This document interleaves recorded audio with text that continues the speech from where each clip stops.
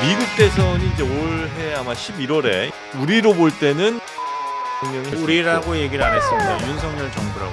Long time ago, I can still remember how that. 트럼프가 당선이 돼도 문제고 떨어져도 문제고 트럼프가 얘기할 때 이렇게 멍한다든지 예. 침을 흘릴 것 같이 한다든지 4년을 더 맡긴다?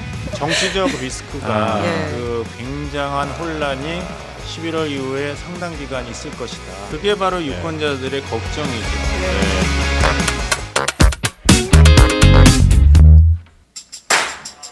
한없이 가벼운 정치 토크쇼 장르만 여의도. 자, 반갑습니다. 정프로고요.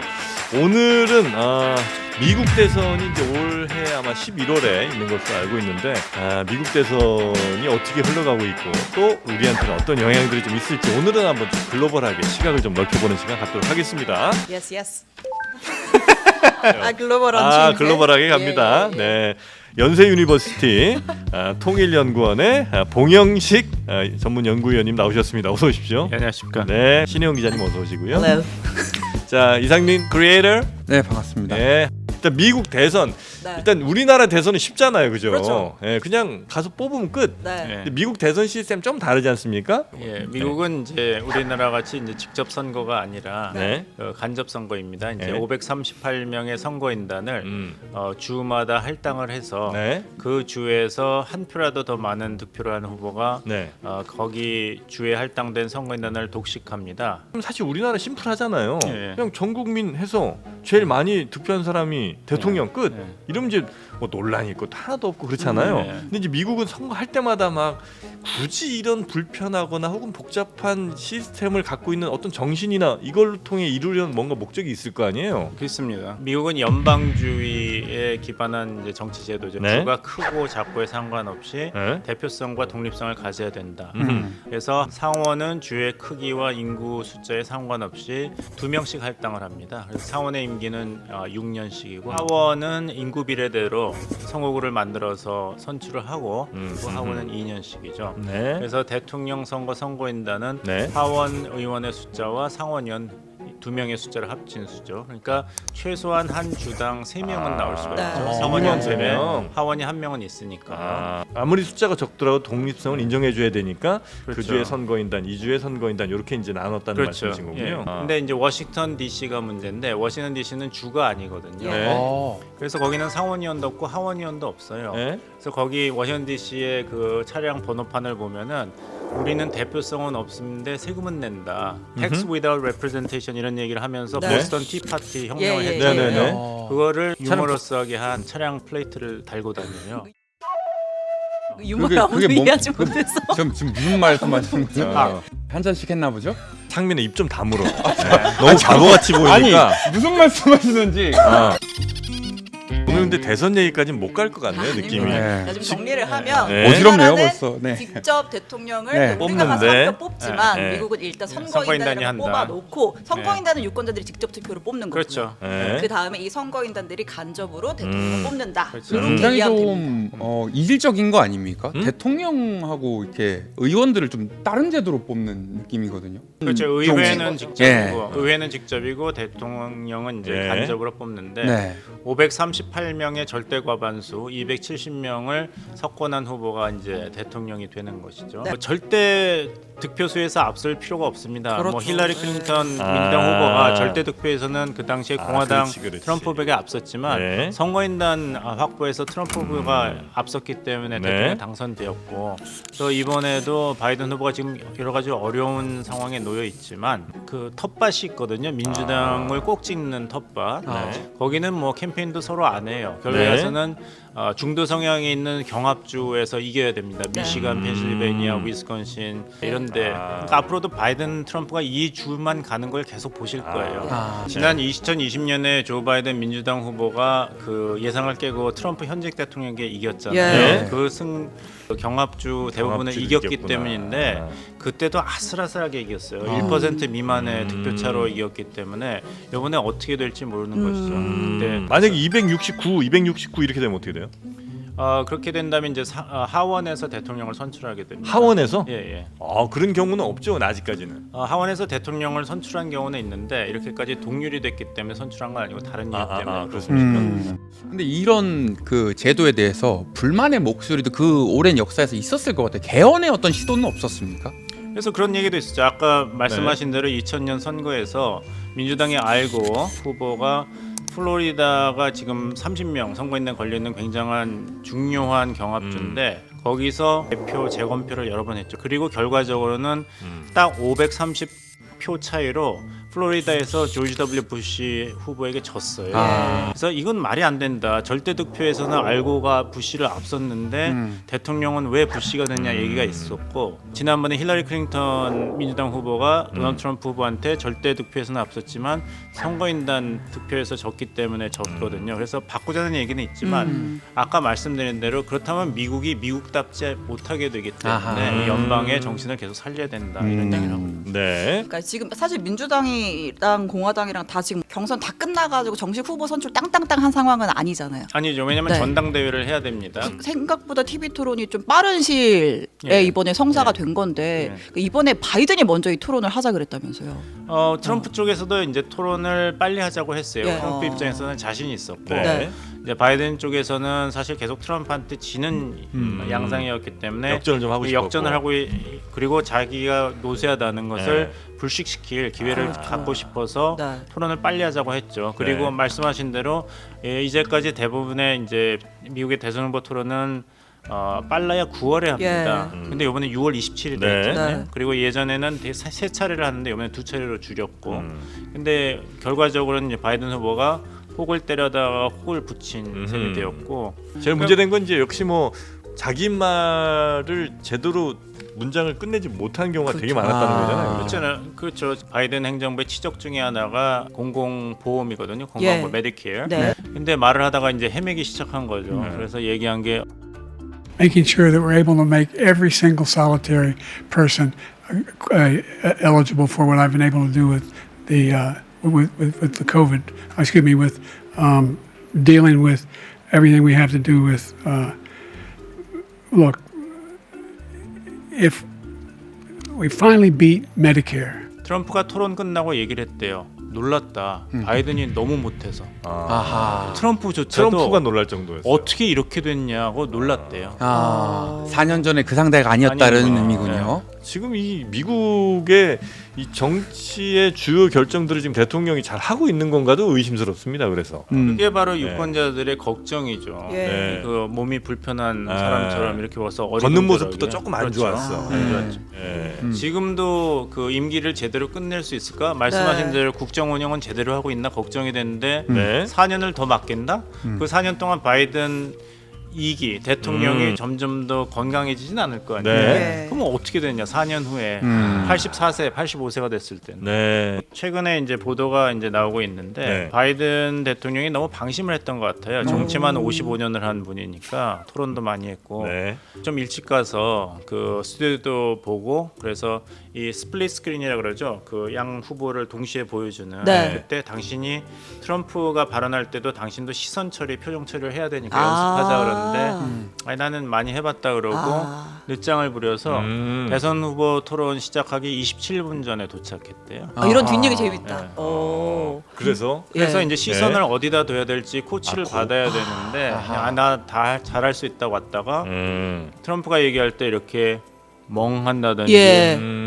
침을 흘릴 것 같이 한다든지 본인은 분노했다 그러는데 눈만 커지고 그런 표정을 보였던 표정이 좀 AI 같다 이런 약간 로봇 같다 이런 사실 외신 그런 기사들이 좀 많았잖아요. 그리고 이제 들어올 제일- 때도 이렇게 뒤늦게 걸어오고. 리액션하고. 네. 그렇죠. 그러니까 어쨌든 그 토론회 끝나고 언론들의 헤드라인을 보면 just sad 그저 슬프다.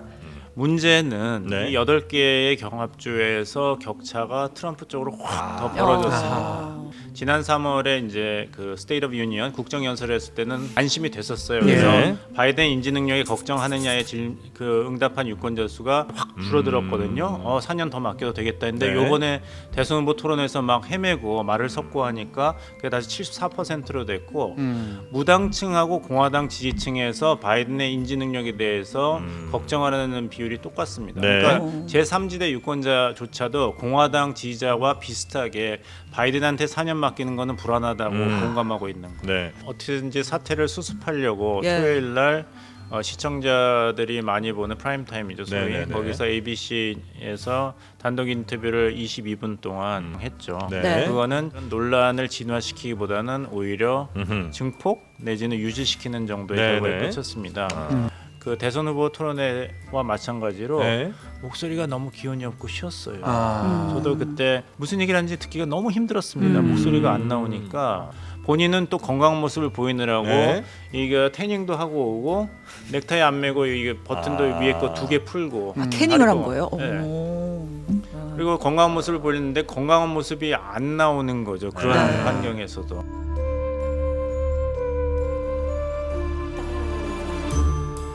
그러니까 민주당 지금 빨리 뭐 후보 교체를 하든 해야 될 거 아니에요.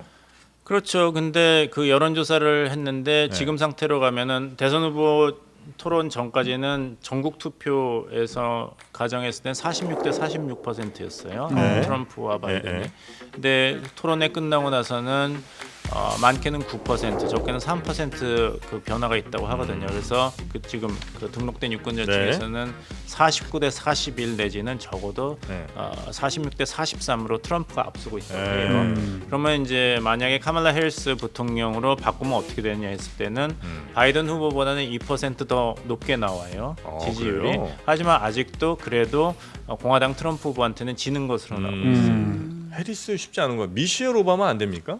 본인이 이제 정치에는 관심이 없다. 아, 그럼 어떻게 해? 근데 미셸 오바마가 그 여론조사 하면은 이기는 걸로 나오기도 해요. 미셸 오바마 인기 그렇죠, 제일 많잖아요. 나왔죠. 하지만 네. 그것이 과연 얼마나 신뢰할 수 있는 여론조사인가. 민주당의 소위 말씀하신 유력 주자들도 예. 본인한테 제일 중요한 사람은 본인이거든요. 그 가빈 뉴섬 그 캘리포니아 주지사나 카말라 해리스 부통령 같은 경우는 지금 서둘러 나와가지고 대선에 출마했다가 영영 다시는 대선 출마 기회가 없는 것보다는 이번에 바이든이 트럼프한테 지고 그럼 민주당이 이제 차세대 주자를 찾을 것 아닙니까? 예. 그때. 그리고 트럼프와 바이든 대통령끼리의 대결이기 때문에 네. 그 누가 당선되든지 8년을 대통령직을 수행할 수 없고 4년밖에 못 합니다. 아, 누가 되든 그렇죠. 재선이니까. 예. 재선이니까요. 예. 미국 카말라 해리스 부통령 같은 경우는 자기의 러닝메이트인 현직 대통령이 출마를 하겠다고 2023년 6월에 공식 발표를 했는데 네. 네. 그럼에도 불구하고 나도 나가겠다 그랬다가 예. 지면은 오히려 예. 안 되는 것이죠. 하는 그리고 다시 거겠군요. 나온다 그래도 네. 비판을 받을 거예요. 그러면 당신은 부통령이고 당신과 같이 일하는 바이든 대통령이 노쇠하고 문제가 많은 거를 우리 국민한테 이제까지 숨겼다는 거냐? 그럼 뭐라고 대답하겠어요? 아. 그러기에는 객관적으로 너 벌어지고 한패 아니야, 있는 뭐 현실이 있는데 뭐 민주당 하원 의원들 요새 지금 뭐 후보 교체해야 된다 공개적으로 목소리 7명이 내잖아요. 있죠. 네. 또 그게 당내 여론이 되고 하면 흐름이 민주당 갈 수도 있는 내에서는 거 그럴 수 아니에요? 있겠어요. 왜냐하면 네. 민주당 입장에서는 누가 후보가 되든지 트럼프를 꺾고 민주당 후보가 해야죠. 백악관을 차지하는 게 네네네. 급선무니까. 하지만 그 공화당 측 유권자나 그 무당층 입장에서는 이건 너무하는 거 아니야? 마음대로 이런 얘기가 왜 안 나오겠어요? 그런데요. 그 바이든의 사태를 가장 싫어하는 건 오히려 트럼프 후보가 아니냐 이런 얘기가 있습니다. 트럼프의 책사로 알려진 배넌이라는 사람이 바이든이 사퇴를 하면 네. 트럼프의 캠페인은 뒤집어진다 얘기를 한 보도가 있었습니다. 저라도 그렇게 말입니까? 얘기할 겁니다. 트럼프랑 경쟁했던 니키 헤일리 그 사우스캐롤라이나 주지사도 트럼프 후보의 악몽은 바이든이 사퇴하고 다른 후보가 등장하는 거다 했죠. 지금 바이든 후보가 계속 네. 고집을 부려서 완주를 하면 트럼프 입장에서는 낙승. 땡큐죠, 땡큐. 그럼 지금 가능한 시나리오는 뭐예요? 일단 바이든으로 그냥 간다. 아니면 바이든을 사퇴하고 뭐 교체를 하면 뭐 잦은 사퇴를 해야만 되는 거잖아요. 어쨌든 그렇죠. 애가 민주당 될 수가 전당대회 있고. 전이 돼야 되죠. 아, 그게 언제예요?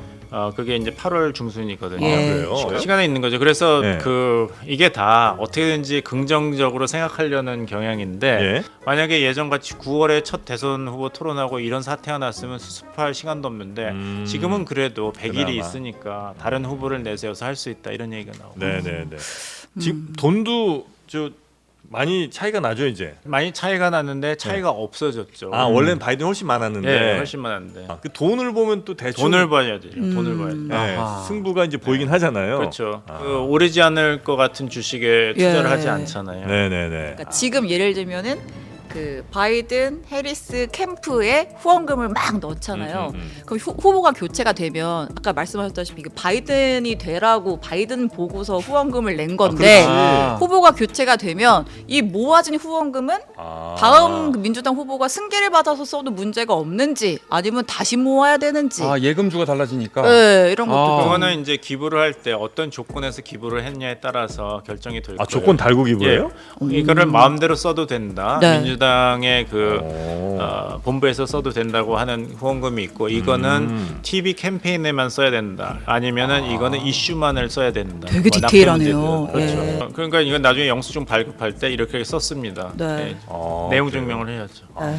우리한테는 그래도 비교적 누가 더 유리한 혹은 뭐 상대하기 편한 대통령이라고 보면 됩니까? 뭐 윤석열 정부 입장에서는 바이든 재선이 그 더 긍정적이죠. 왜냐하면 이제까지 서로 구축한 게 몇 년 동안 예. 있으니까. 캠프 외교안보. 데이비드에서 예. 했던 그 노래 워싱턴 예. 선언. 예. 네.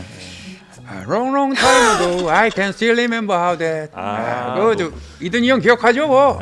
노래 불렀잖아요. 어떤 분들은 뭐 별거 아니라 이런 분들도 계신데 분위기는 진짜 괜찮았던 거예요. 좋았죠. 개인적인 아. 친분도 있었지만 네. 양쪽 다 원하는 걸 얻었으니까요. 미국 입장에서는 한미일 안보 협력을 강화하는 게 소원이었는데 네. 그것이 이제 한국이 아. 일본과의 관계 개선, 그 한미 동맹의 복원하고 이제 업그레이드를 하면서 네. 좋았으니까. 그리고 윤석열 대통령 입장에서는 이런 국빈 방문도 하고 동맹을 또 강화한 것도 네네네. 만족스러운 결과였는데. 우리로 볼 때는 바이든 대통령이 한 번 더 하는 게 그나마 조금은 더 유리할 수 있고 우리라고 얘기를 안 했습니다. 윤석열 정부라고 얘기했습니다. 아하. 트럼프가 되면 윤석열 정부는 꽤 힘든 외교를 할 수밖에 없나요? 그러니까 트럼프 행정부 4년을 우리가 경험을 했거든요. 예. 한번 시험을 본 거예요. 네. 그 출제 기조가 그렇게 크게 변하지는 않을 거예요. 시험 범위도 똑같고 하기 때문에 우리가 대비할 수 있는 여지가 있다. 모든 것은 다 거래 아닙니까? 방위비 올려? 뭐 이런 거 네. 이제 나올 텐데. 그렇죠.